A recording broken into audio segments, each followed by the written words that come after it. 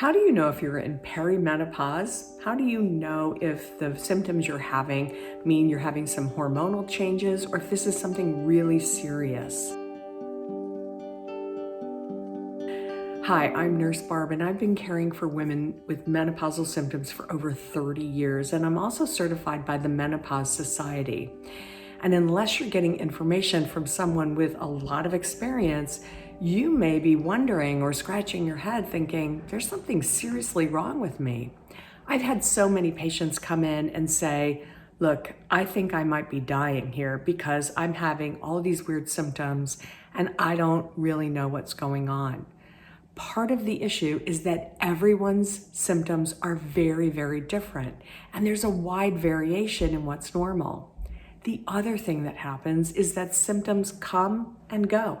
So you may feel like yourself for 6 months and then have wildly irregular periods, hot flashes, night sweats, brain fog, no interest in sex, and then a month or two later, revert back to what you experienced in the past.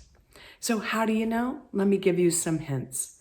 If you're over 40 and your cycles start to get more long, in other words, there's a longer interval between your periods. Instead of having a 28 or 30-day cycle, now you're at 35 or 40, or you're skipping cycles, chances are you're headed toward menopause. So keep a symptom tracker. Write down how often you have your periods and how long they last.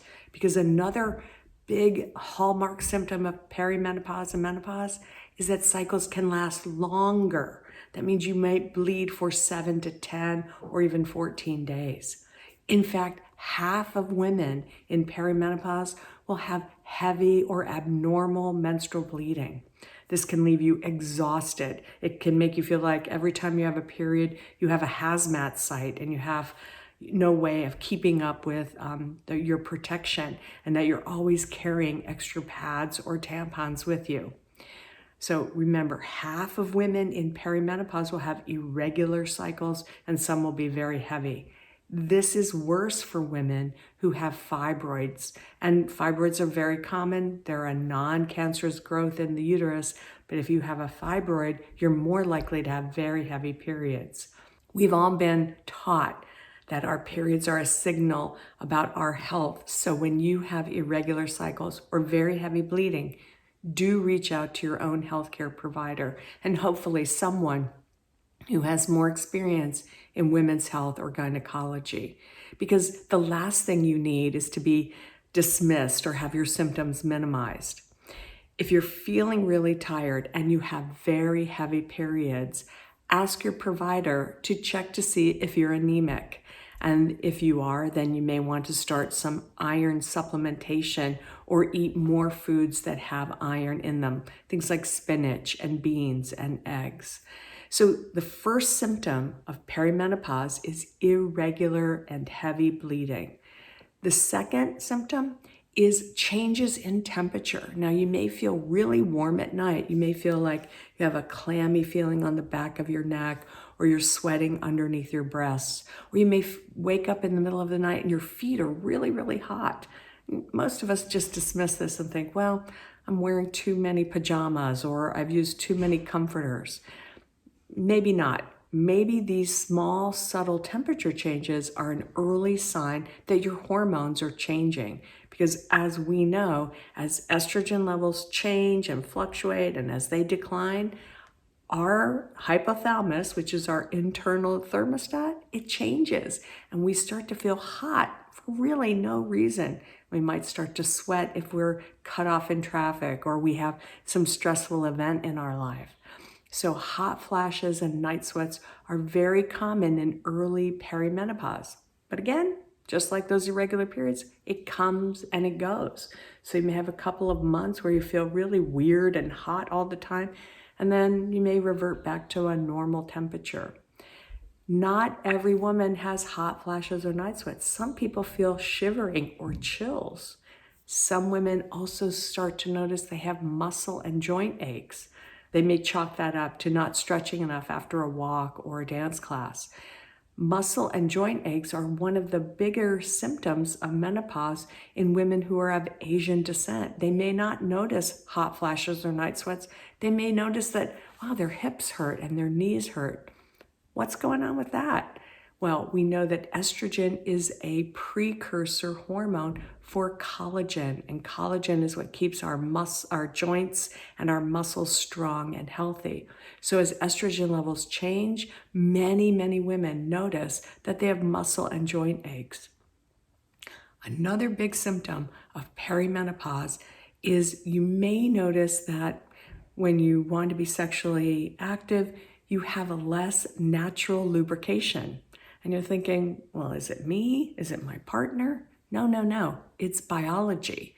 Because as our estrogen levels drop, the estrogen receptors around our vulva and our vagina, they get really thirsty. They get dry, and they don't produce as much natural lubrication.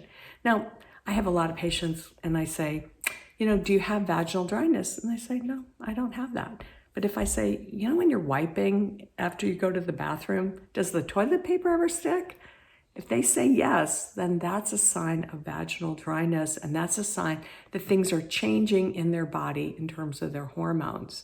So what can you do for that? Well, you can use natural lubricants like coconut oil after a shower. You can also talk to your healthcare provider about whether or not you should use a vaginal remoisturizer, or you may want to use a lubricant when you're having sex. The other thing you can talk about is whether you need vaginal hormones to help restore what's being lost. Now, as we talk about all of these options, remember, I have a lot of other videos on YouTube, and you can find them and talk to your healthcare provider about whether hormones are a good option for you. But when it comes to vaginal hormones, let me reassure you, vaginal hormones stay in the vagina. They do not circulate through your entire body. So if you're concerned about hormones, think about that as very different. So what we call localized vaginal hormones are very different from the hormones we use to treat the whole body or systemic symptoms like hot flashes and night sweats. So many women use vaginal hormones to help with those symptoms of dryness, odor, itching, and also lack of lubrication. You don't have to be in a relationship to feel vaginal dryness and to benefit from that. So when we also think about perimenopause, one of the biggest issues we see is changes in our energy levels. And we know that the changing hormone levels in our brains, that impacts our sleep. And sometimes we find that we wake up at 4 a.m. and we can't get back to sleep for 2 or 3 hours. And by then it's time to get up to start our day. We also know that even for women who are not waking up, there's changes in the brain, and they move in and out of deep and light sleep many times during the night. So you can go to sleep, your eyes are closed, wake up 8 hours later and think, I'm exhausted. I don't feel refreshed. This is a hallmark symptom of perimenopause, that exhaustion. And that exhaustion leads to a couple other things. Irritability. If you don't get enough sleep, it's normal to feel irritable the next day. We also know that when people don't get enough sleep, they're more likely to feel a little bit more depressed. So lack of sleep impacts our mood, and it impacts our memory. It also impacts whether or not we want to engage in our life. Sometimes I remember feeling so tired, I just craved a nap. I just couldn't wait to get back to bed the next night so I could get some sleep. We know that there's big changes in our brains as we go through perimenopause and menopause, and that impacts sleep. What can you do about that? That's one of those things where you really want to keep a symptom tracker. And the other thing is you may want to invest in one of those apps that track whether or not you're snoring, because snoring increases as we get older. It increases if we've gained a little bit of weight. And if you're snoring at night, it's time to talk to a sleep specialist about what you can do to help improve your sleep. Remember, when it comes to your body, One size never fits all. So when you're looking for advice and recommendations, talk to someone who has experience in women's health after 40. You can easily go to menopause.org, put in your zip code, and find someone like myself who's certified by the Menopause Society. Look for information that you can trust when it comes to your health and body. I hope this has been helpful. If you like these videos, please click like and subscribe and leave me a comment below about the other topics you'd like me to cover. Take care and be well.